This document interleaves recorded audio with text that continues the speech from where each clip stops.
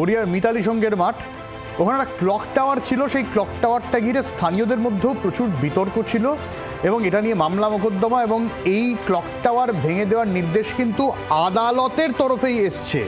এরম নয় সরকারের তরফে আলাদা করে কোনো পদক্ষেপ, আদালতের নির্দেশের পরেই বুলডোজার যেখানে ক্লক টাওয়ার ভেঙে দেওয়া হচ্ছে।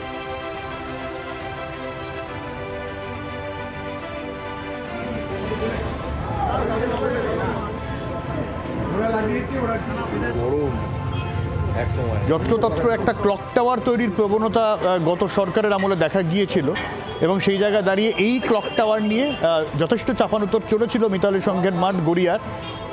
আদালতের নির্দেশে এবার সেই ক্লক টাওয়ার ভাঙার কাজ শুরু।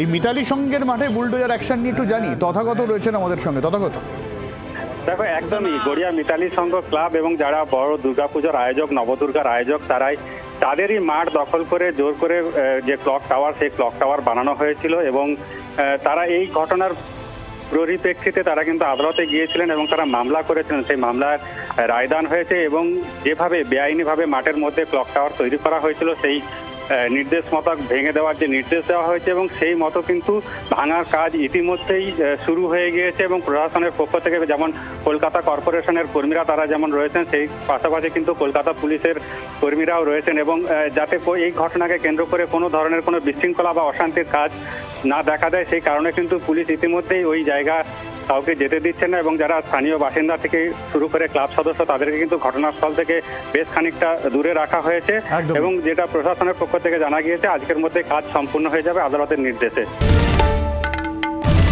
বাংলার আওয়াজ, বাঙালির আবেগ, জি 24 ঘন্টা।